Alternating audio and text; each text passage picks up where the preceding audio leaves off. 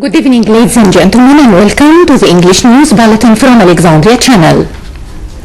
President Mohamed Morsi received yesterday the Minister of Petroleum, Engineer Osama Kamal, to review the Minister's plan to solve the chronic shortage of diesel gas that has been affecting traffic, vehicle drivers, and passengers.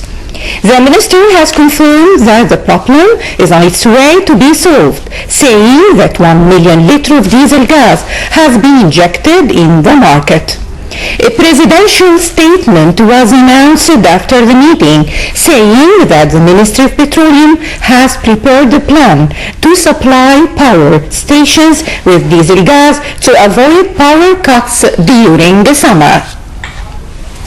President Mohamed Morsi also received the Minister of Civil Aviation, Engineer Wafaء, who offered the Minister's plan to develop the performance of Egypt's air, which has been tragically affected after the January revolution. Engineer Wafaء suggested establishing a low-cost airline parallel to Egypt Air. The new airline could start with 8 or 10 planes in the first stage. He also suggested developing local airlines to include 17 low-cost flights that would activate tourism among Egyptians and foreigners. Commander of the Armed Forces, General Abdel Fattah al-Sisi, has confirmed that the Armed Forces is doing its national task in preserving the nation. He commended the role of the military intelligence and reconnaissance for its military discipline and readiness that were highly manifested in critical situations. This came during the General's meeting with leaders and officers of the military intelligence and reconnaissance with whom he exchanged views over developing the intelligence performance.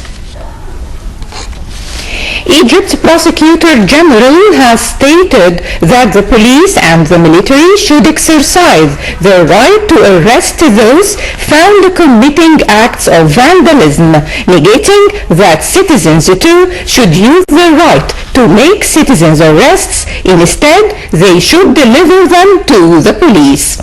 Destruction of public and private property, blocking roads and traffic, and preventing employees from going to work are all crimes, read the statement from the Prosecutor General's office.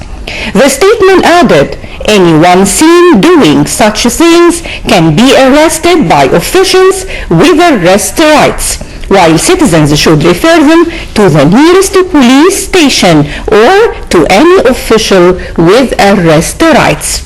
The statement went on to say Egypt's Prosecutor General urges all citizens to exercise the right afforded to them by Article 37 of Egypt's Criminal Procedure Law to arrest anyone found committing a crime and refer them to official personnel in critical times only. Instead of modifying the controversial items in the election law, the Legislative and Constitutional Committee at the Shura Council has discussed in today's session 2 law draft laws that concern the practice of political and voting rights. The previous law was suspended by the Administrative Court for having unconstitutional items. The court has recently referred it to the Constitutional Court. Today's session in the Shura Council has featured a heated debate on whether to modify the law or substitute it with a new one. Some members refuse the total discard of the old draft law, urging that working on a new one will take a long time, while working on modifying 10 items will not take that long time. Other members preferred to wait for the ruling of the Constitutional Court. Minister of Tourism Hisham Zazua has confirmed Egypt is able to achieve its goals, which are topped by increasing the demand on Egyptian tourism product, regardless of current incidents.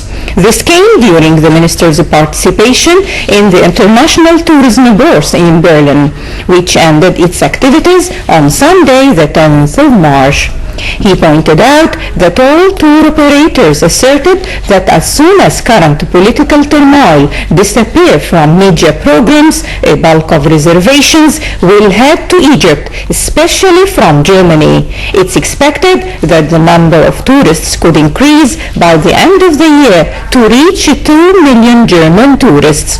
Zazu added that German airlines Lufthansa expressed its interest to operate new direct flights from a number of German cities to Luxor.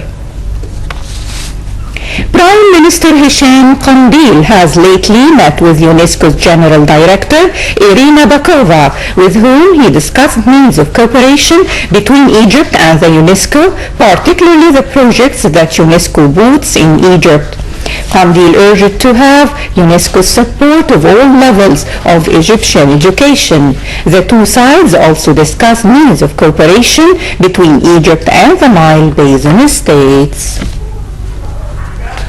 A sum of £3.5 million has been recently allocated to develop power, transport, and road development projects in 7 governorates. The Governorate of Cairo has a sum of £570 million, while Alexandria has gone with £464 million.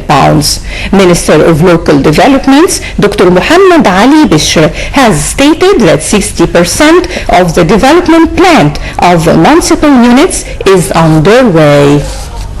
Turning to Bahira Security Chief Major General Mohammed Habib has lately honored the 3 citizens who had assisted the police in Kafr Dawar city in arresting assailants charged with armed robbery of a post vehicle that was carrying money. The incident resulted in the killing of a police assistant, Mustafa Muhammad Mustafa, from Damanhur police station. The 2 criminals were caught by the 3 citizens while trying to flee using a motorbike. And finally, a look at tomorrow's weather forecast. The unusual raise in temperatures continues tomorrow. Wind direction is south-southwest with a speed reaching 19 km per hour. Visibility is very good while humidity reaches 27%. The sea is calm with wave height reaching 1 meter. Expected temperature for tomorrow in some cities: Alexandria high of 30, low 13, Bahira 32, 14, and Matruh high of 33 and low 12. That's all for today. Thank you very much for following. This is Wafaء, البنا saying goodbye.